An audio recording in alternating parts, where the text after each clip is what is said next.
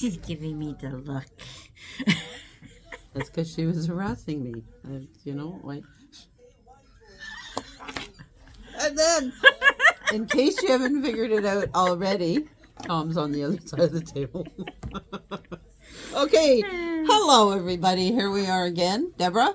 And I'm Lori. Okay. And We've got quite a bit to briefly go over today, because I got like 2 pages of notes here. yeah, well, we got quite a bit of information. We're just kind of a little bit of out of sorts again because they keep moving us around. Yeah, we're in another spot, just in case you haven't noticed that. We are, well, you know, kind of back where we used to be, but in it's a different set area. and everything. Yeah, it's just things are. They keep giving us a new set. That's it. This is a new studio. Okay, if we keep getting new sets and new studios, do we get new wardrobes too? I think we should have a trailer. Oh, and makeup artists? Absolutely. And in my case, coffee for her, hot chocolate. So you want an elf costume for Christmas? No. I already have one. That's Ramon's So we're job. good. So yeah, no, and she's got one. We're covered. I'll wear my little hats. That's it. Okay. The Madeira Stabilizer sale runs until April the 19th. Yeah, so you want to definitely stock up on stabilizer. Get in there, get some of those. If you are an embroiderer, you never have enough stabilizer. Exactly, absolutely. No, I just stock don't. up because, well, you don't want to run out on Sunday afternoon while you're in the middle of something. No. So get it in, get some supplies in. Same day service. Now, this is a popular item that we have. And just want to point out, we've only got a few days in June left until the school services start. So there's only a couple of opportunities left to get your machine serviced before the fall. Okay? So otherwise, it's going to be September. And trust me, there's already people booked for September. Hey, I'm booked for December and January already next year. So I get it in there. That way I don't forget. So it's taken care of and my machine just runs tickety-bitty. Yeah. We've got some new variegated threads that came in. A whole bunch of them. So you got to come check out where it is. It looks very, very pretty. Yes, I have to go and check. You know, I'm here all day, 5 days a week, and I do try to just stick to looking at the things that I traditionally purchase because I do have a problem. I admit it. There's no support groups for this, and that's just There fine. is support groups. We call them classes. That's right. So, you know, it just adds to it. So, and I'm on top of that. So, speaking of classes. yes, okay, exactly. So, here we go. Yeah, we have quite a few of them. We have our sit and sew on Mondays. I put that in wrong, right? So, there you go. Surrey. Mondays here in Surrey. Yeah, and then... And in Country Folk, they're April the 10th, 17th, and 24th this month. We have one space left in the binding by machine class, and that in the morning one, and that's this Saturday. So if you were interested in that, again, just one space open, and if that one's gone, there are no more opportunities to add another class because we already have another class. So Stitch and Chatter this month in Country Folk is the 26th. For us, it's the 17th. Yes. And you guys see, okay, so this is the little bee. This is the block of the month. Now, I kind of tweaked it a little bit. I added extra little bee wings and folded them up, and so we'll talk about that a little bit. But isn't it cute? It's very dimensional. He's very cute. Very cute. Biz, biz, biz.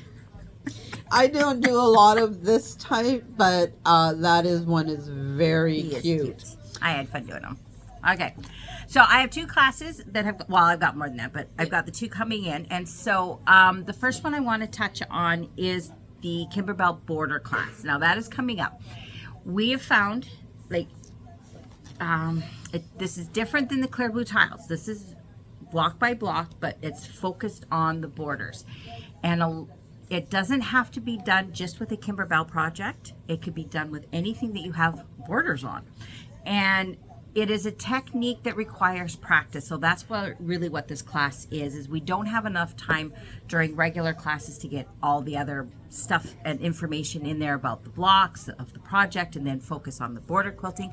So this one is geared just to border quilting, and we're going to practice so that you can get things lined up so that it is seamless. So this is just an example. Like, this is one of the wider ones. We've got this one.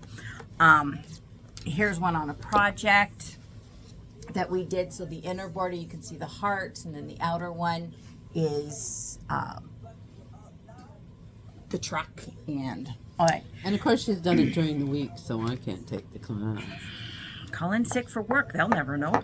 No, they would never clue into the fact that I'm not at work, but I'm in the classroom. Especially when they have to drag the machine in for me, right? Because I can't do it. So you really, if you like doing borders, this is done on embroidery machines. I highly recommend, if you plan on doing anything with borders, to take this class. It is so much fun. We practice it so we get those seamless things, and that's coming up. And then the other one I have is the Kimberbell Yes. bowls. Okay, Yeah. so it's not finished yet because in class we're going to show different ways to kind of finish it off. It has seasonal ones, but we're also going to show on how to change this out to do different ones of your own patterns, so that You can design your own. yes, this is the bigger one. They've got a smaller one, so it's going to be a lot of fun. And once you learn how to do the bowl, you can be making bowls for anything and everything. Oh, I just thought of one I could make for Micaiah. You know, let's put it in a room. Yeah. Put and personalize it. Put her name in there. Yes. So, yeah. So we're gonna different ways to finish it off.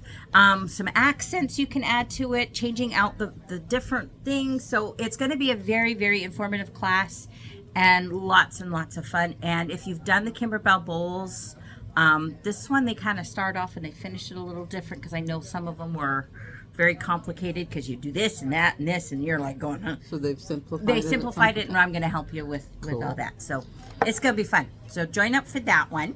Cake therapy this month is the 29th in Country Folk and the 30th here. And I have to tell you, I'm sitting here, I'm absolutely mesmerized by this table for the M7 is sitting in it, and I'm sitting here wondering if it would fit the M8, because as everybody knows, and Tom's going, yes, that's my dream, right? So I would need a new table. Anyway. I like the table. The table works. We just segued into that. We're just going to move on to something else over here. We are going to have another round of Serger classes. Yeah, so those ones should be in the calendar end Soon. of day Yeah. tomorrow, hopefully. And then Carrie gave us a little bit of a hint, a little sneak peek of something. Yes. So we're going to share because, we just can't keep our mouth shut. This is true. Well, she can't. I could. She can't. Did you see that look?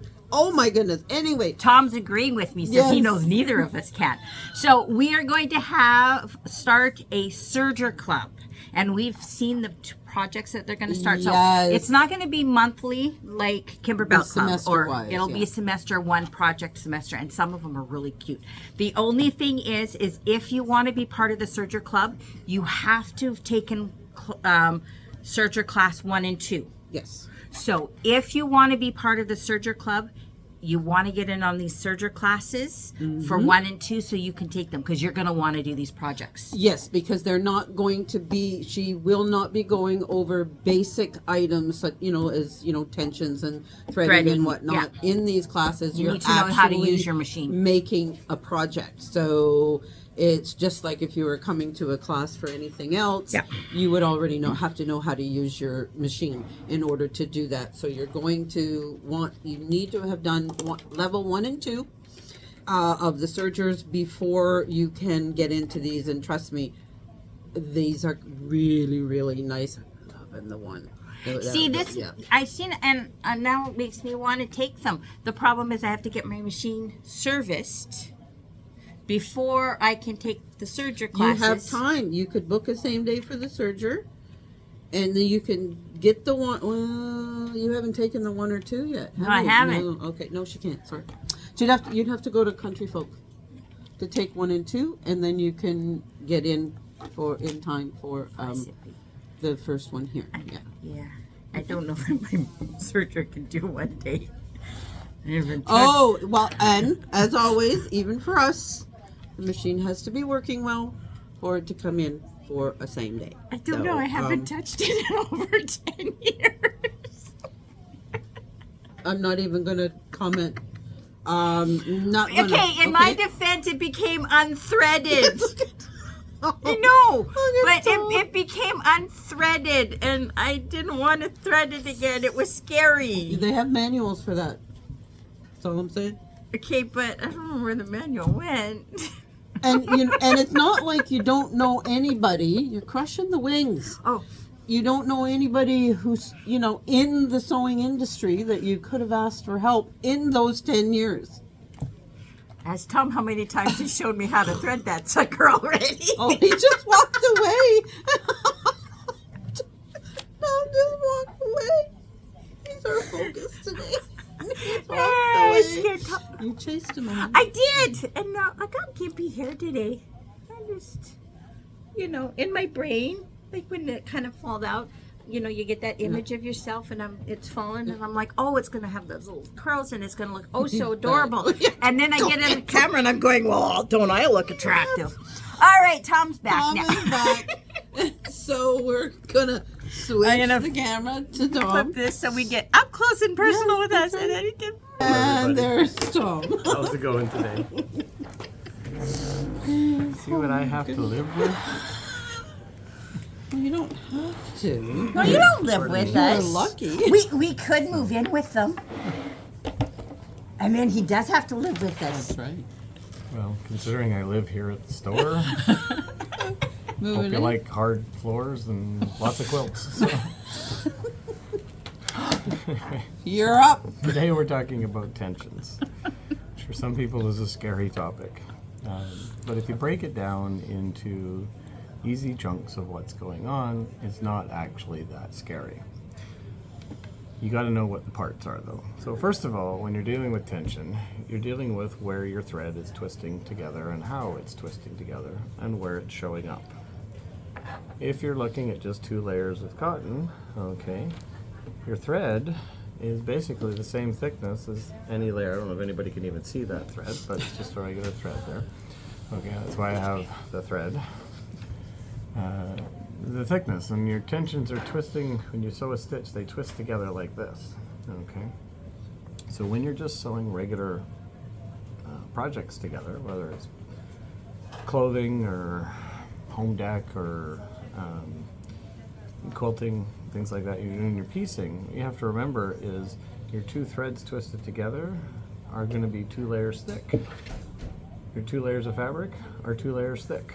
Okay, so you're going to see ideal tension shows a little bit of the top knot in the hole, so a little bit of right here on the top and a little bit of right here on the bottom. Okay, if you see all of the top and none of the bottom, then it's too high, or if you've got loops, then it's too low. Okay, once you get to thicker projects, so hemming a pair of jeans, for example, you got your seam rolled up, you're getting into your quilting, you got your batting going through, everything like that, you now have area for your tension to absorb into, so it's a lot more forgiving. Okay, so that's why people are like, oh, it's so much easier when they're doing thicker stuff. It's because it could be off by half a mile, but it's all absorbed in the middle, so you don't see it, and it doesn't matter at that point. Now, there are 2 ways to adjust your tension. Number 1 is to adjust it on your bobbin case. I do not recommend that way. Okay, emphasize, not recommend touching your tension on your bobbin case. Sometimes there are specific projects, bobbin work and different things where you need to adjust your bobbin case. Most people that do that, they buy 1 bobbin case to mess with their tensions, and then they have 1 bobbin case they never touch. Okay, so the one they play with. And the reason is to adjust on your bobbin case, a little screwdriver and a little tiny screw, and you're literally working with fractions of a degree of turn each time to make the adjustment. So it's so easy to overcompensate one way or the other. Okay, and that's whether it's like a front load oscillating, you got a little screw, or caught it. the drop-in rotary, you got a little screw, but you got to take your needle plate off every time to get in and adjust. On your sewing machines, okay, you have your upper tension. Okay, this is just a machine that is to be signed in, and you can see I'm betting on the work order that they're probably having tension issues because they have their tension turned up to 7. Okay, but this here is where you adjust your tension. This is our team, our control team. The way I liken it is to a game of tug of war. Everybody's familiar with tug of war, okay? You got the rope and you got the flag in the middle, and the goal is to pull it out of the circle area, okay? But we change that tug of war to up and down. We control the top team up here, okay? And instead of trying to win by pulling the flag out, our goal is to keep the flag, or that knot, in the center of the fabric, okay?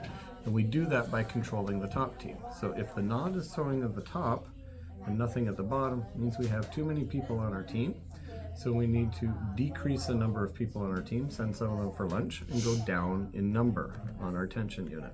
And it lets the tension go down. If it's going down too far, it means we don't have enough people on our team to compensate for the other team. So we need to call some of those people back off of lunch break and increase our number, go up in number, to pull back up into our center area of the fabric. Make sense? Okay. Now, some things to note. Okay. People are like, well, I've been adjusting the tension and I'm not seeing a difference. Okay.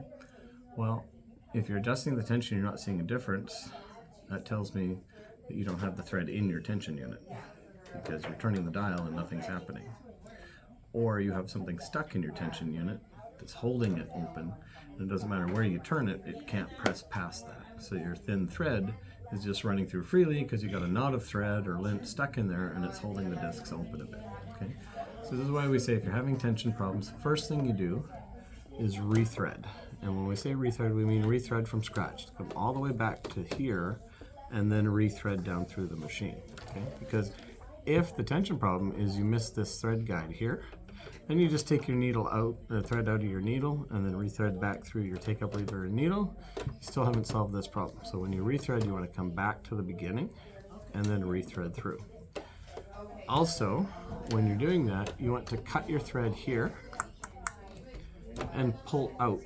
Okay, don't pull your thread back through. Okay? In this area here is where all the lint is floated up in your machine, up in your sewing head. And when you pull the thread back through, the thread wiggles around and collects any lint that it can, and then it gets back to your tension unit and it gets scraped clean when it comes through, leaving that lint in your tension unit. Okay. Now some people say to me, they're like, oh, you're just saying that because you want to sell more thread. Okay. Here's the math behind it. Okay. You're wasting about a foot of thread. There are about 3 feet in a meter, and there's 100 meters of thread for about $3. Okay, so that means I'm telling you every 300 times you got to spend $3. Okay, chances are if you keep doing that 2 or 3 times within that 300 times that you do it, you're going to scrape something in your tension disc and have to bring it in to be serviced. What's the cost of a service, ladies? Basic? More than $3. Okay, so if I was doing this for the money, I'd be telling you, make sure you pull it back through because it's going to bring us more money. Okay, not clip it here and pull it out. It is not a gimmick to sell thread. It is to save you and your finances. Okay, so you adjust that tension up and down a little bit at a time, half a number at a time. Okay, and away you go. On that tension flow, okay, so as you're pulling through, okay, sometimes you'll have little loops underneath your fabric. Not to scale here, but okay. So you have little loops underneath your fabric. Now, little loops underneath your fabric mean that you've probably missed your check spring, or your thread has come out of your take-up lever and it's not getting a full pull back up through for it. Okay, so rethread. And what do I mean when I say rethread? All the way back to the spool and rethread from scratch. Make sure you get in all of those clips and guides. Okay, if you have a big nesting of thread underneath, that means you have no tension whatsoever on your machine. And that means either something is stuck in your tension unit or you have missed the tension unit altogether. So you rethread from scratch. If it's still doing it, then you need to bring it in so that we can disassemble your machine and get whatever's stuck in the tension unit out. Okay. Now, that's the basics of tension for your sewing machine. But I want to talk a little bit about tensions for your serger as well. Whoever has a serger, okay, they have 4 tension units on them, okay? Whether they're 4 in a line here or 1, 2, 3, 4, okay? They have 4 tension units on it. You got 1 for each looper, an upper looper, a lower looper, and 1 for each needle, a right needle and a left needle, okay? Now, it's still a game of tug-of-war, but now it's a game of tug-of-war in 4 directions, not 2 directions, okay? So it's going up and down and left and right, okay? And so when you're balancing your tensions, you only want to do 1 at a time, okay? You adjust 1, test it, adjust 1, and test it. Because quite often, if 1 is too tight and 1 is too loose, okay, or 2 are too tight, and you loosen both of them, or you loosen 1 and tighten 1, it wasn't actually that it was too loose, it was this one was so tight, it was pulling that one out of position. And so when you fix the one, it may reset the other to where it's supposed to be. Whereas if you fix the one that needs to be fixed, and you fix what you see as the effect of the other one, you now get to a point where this one is fine, but this one's now going wonky the other direction, right? So you only want to do 1 at a time. Start with your needles, make sure they're not too tight and puckering your fabric. Once you have them established, then work with your loopers. Make sure they're not too tight and puckering your fabric, okay? And again, with your serger tensions, you want to have just a little knot of thread on your needles showing on the back. And your looper threads, you want to meet on the edge of your fabric. You can have a little bit of overlap hanging off the edge, that's fine, because the whole goal of there is to make sure it's not fraying and coming off the edge. It doesn't need to be pulled tight onto the fabric, okay? And that's the beginning basics of tension. Back The to you. beginning? It gets complicated from there. Well, it And we does. don't need to know that. But those are the basics, and if you start with those and work with those, they solve 90% of the problems. Okay, good to know. One other thing I should add is when you're dealing with your tensions, if you use different threads, you are going to have to adjust your tensions most likely, because especially if they're different styles of thread, one's thicker, one's thinner. But even if you use different color threads, the different amount of dye in the color affects the thickness of the thread.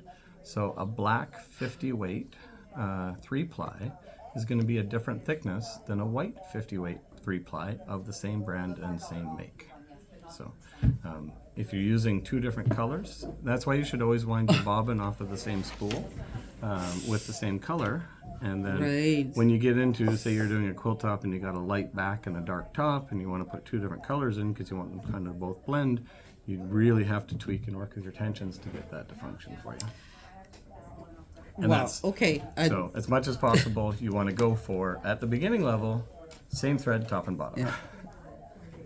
I never thought of the color. I've always thought of type, like thread type. I The stick with this. dye Yeah, eats exactly. at But the the color fibers. just never tweaked. But good point. I will remember that one now. See, even we. Well, I'm sitting here thinking, you're supposed to play with your tension. The auto doesn't do it for you. In most cases, but you know, like it could be Well, you auto- made some changes. Auto so- on a mechanical machine is just a generalized Yeah. area. And a lot of machines that have auto is actually below 0. So if you're adjusting your tension and you turn off of auto is generally about 4.5 on your number scale. You turn off of auto, the next number is 0 or 1. So when you turn off of it a half a number, you're dropping from 4.5 down to 1.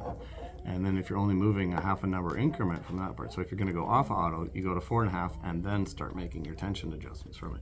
Oh. If you have a computerized machine with computerized tension, it'll have a different tension setting for every single stitch in there, and it will adjust at every single stitch, and even at different plays of the stitch, it will be constantly potentially adjusting depending on how advanced it is.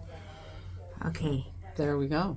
And that helps me a little bit because I'm like going, now I got to figure out all my tensions. Okay. The number one rule, though, is if you sew a sample and it's working, don't mess with it. Well, Yes. and that's just what it is. It looked like it was doing If just it's working fine. then you Yeah. don't have to mess with it. Then don't mess Like with when it. we do the stippling class that we just finished, first thing we do is we do a test sew with everybody. Yeah. I don't start by saying, okay, everybody turn your attention to this, because every machine responds differently and everybody's skill level responds differently. And so half of them we don't make any adjustments, and half of them we do make adjustments. So, Yeah. Yeah. Yes. Well, that's very and true. see, and when we did the stippling, or, well, the pre-motion class, when I took the one with you, there was a small adjustment we did in the tension.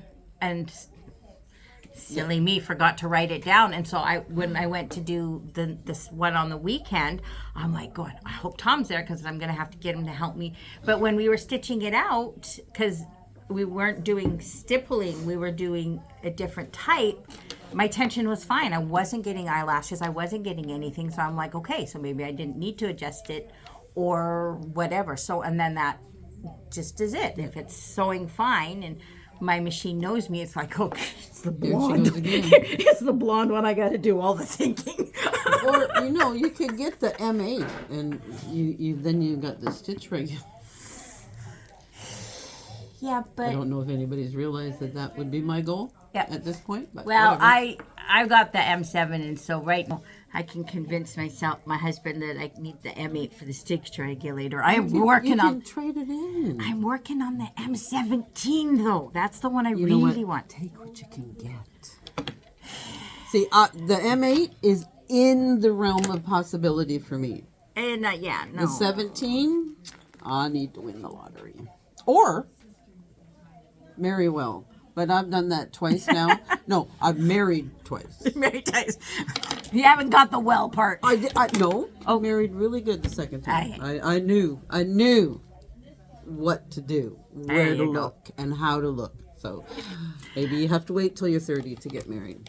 Maybe. Yeah. I should wait 2 more years. Anyways, I forgot to share with you a Sam funny. Oh. Okay. So I was at the grocery store the other day, and they had these lettuce bundles, and it still has the roots attached Oh, to it. yes, the live lettuce. Yeah. Yes. Yes. Okay, and supposedly you're just supposed to keep it moist, and it'll keep. Yeah. So it was sitting on my table, and Sam come up the stairs. Swear that boy is like a rabbit or whatever, because he'll just eat lettuce, and this is so funny. And so I'm working on some stuff. He's sitting at the table on his tablet, and then I hear this crunching, and I look over. He's got the package open, and he's just helping himself to the lettuce. He totally annihilated it, so I don't think it's coming back. But Well, probably not. Actually, there are ways to keep it growing. I'm unaware of it, but apparently you can do it. I don't know. well, yeah, it's That's- just, but that's it's gardening, Just, so- it's so funny because if there is lettuce that he can see in my house, so if I get groceries and I bring home lettuce and he comes up the stairs, he grabs his tablet, he sits down, and he will just eat the whole. Like if it's romaine lettuce, he'll eat the whole head of romaine lettuce, and he just munch like popcorn. Well, hey, And it is if that's hilarious. your snack, go for it. But I did want to point out to you that if the threading of your serger is your issue, they cover that in level 1. I know. I actually, when Donna taught the classes and I bought my serger, my mother-in-law and I took the class, and I got the book, and I did I did that, and and I've got the book, and But you know, it's like anything else that's new and you're learning. You need to practice. and it really was at that time. I don't think it was the best time to learn that because there was just so much going on. So I will dig it out, and I will bring it in. And I don't know that I'll do the same day. I'll just probably bring it in so that it can get in line because I'm not in a hurry. Anyway, that was a but yeah, suggestion no, I for will you. get it in. Okay. But I think this year I've got my stuff, so maybe next year will be my surgery year. All right. Maybe. Yeah, that might be mine too. Oh no, I think I'll take the. I mean, I just want to take the class again. It's been a long time since I used my serger, so Yeah. not that I use a lot of garment sewing anymore, but I'm planning Well, on it's getting back into it. definitely so- something to learn, and I should. And I mean, it was an investment, and so I should get it going. But Yeah, and I plan on making a quilted jacket. I'm gonna make Addie or Bella a quilted toilet seat. Okay, we're gonna close on that note. Okay. She just says my house is starting to look like an old lady house, and I'm So like, you're gonna augment it. only in her room. You mean belt? Huh? You mean belt, What did I say? Addie? Oh, I meant Belle. I meant Belle. Okay. Yeah, I like it. That's All right. it. You guys have a great week. Yeah, we're It done. is sunny right at the moment, so get out, Get out there, and enjoy it. enjoy the sun Yeah. today because it's supposed to rain again. And Well, it is spring, so and Yeah, it they is sit there and the say lower mainland. So. rain. April showers bring May flowers. No, it doesn't. It brings mud. Yes, I saw that one too. It does bring mud. All right. Well, have All a right. great week, and we'll talk to you later. Bye.